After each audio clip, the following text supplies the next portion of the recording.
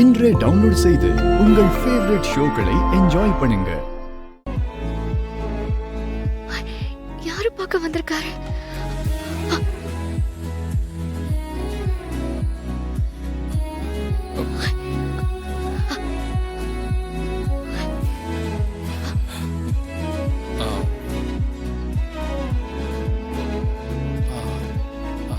Excuse me.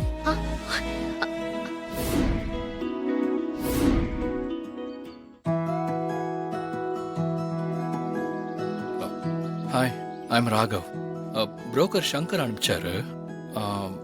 I think நீங்க என்ன யோசிக்கிறீங்க? நீங்க தானே புரோக்கர் சங்கரன் சொன்ன பொண்ணு? எஸ் எஸ், அது நான் தான். I'm Raghav.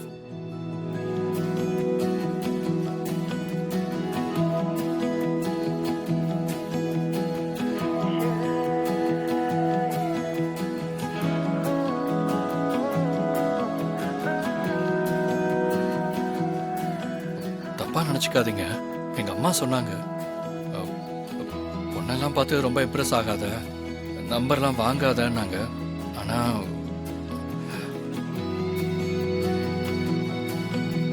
ஆனா என்ன ஆனா? அம்மா சொன்னதெல்லாம் மீறி I'm very impressed. No chance at all. Impress ஆகி தான் தீரணுங்கிற அளவுக்கு you're looking very beautiful. शीर्वश्यस्वम् आयुष्यम् आरोग्यम् आविदा शोभमानं महीयते धान्यं धनं पशुं भगपुत्रलाभं सदसंवत्सरं दीर्घमायुः दीर्घायुष्मान् भव दीर्घसुमङ्गली भव सर्वाभिष्टसिद्धिरस्तु. குருக்களே, குங்குமம் என்கிட்ட இருக்கு, எடுத்துக்கோங்க.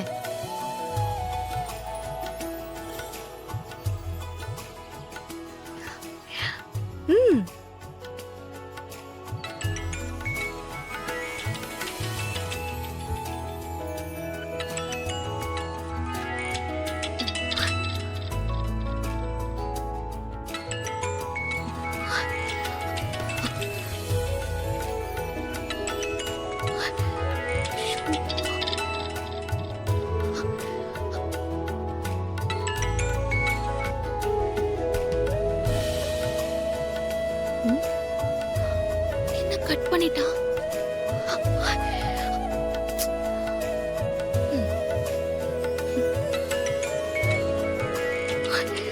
திரும்பவும் பண்றாங்களே.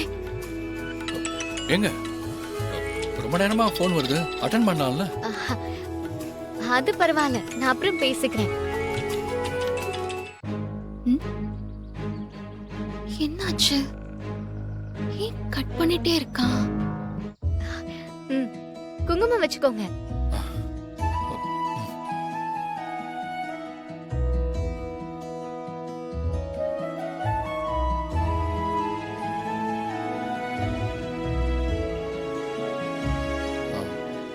சரிங்க, நான் கிளம்புறேன்.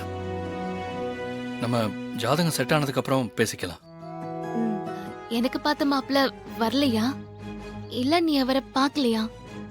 ஒருவேளை கண்டுபிடிக்க முடியலையா? அக்கா, என்ன மன்னிச்சிரு. என்னாச்சு?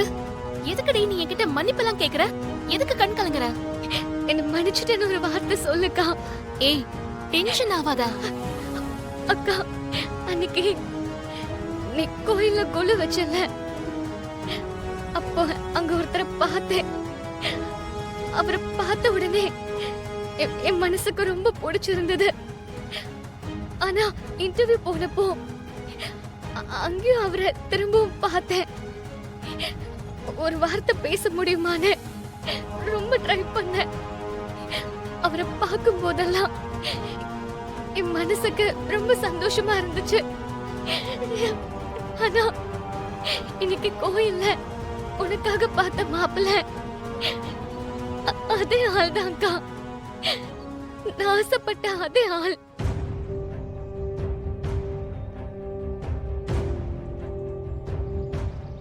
நான் தான் ராகவ். நீங்க பார்க்க வந்த மாப்பிள்ளன்னு அவரு சொல்லும் போது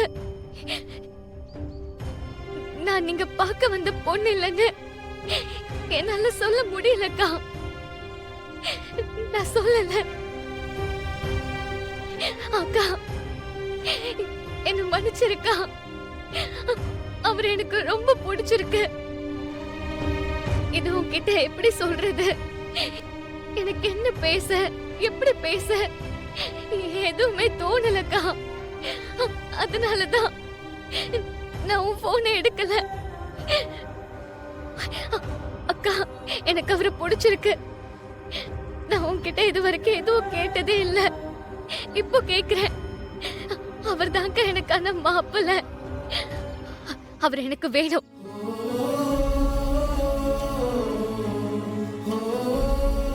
வர்ஷினி, இசை சொல்றது உண்மையா?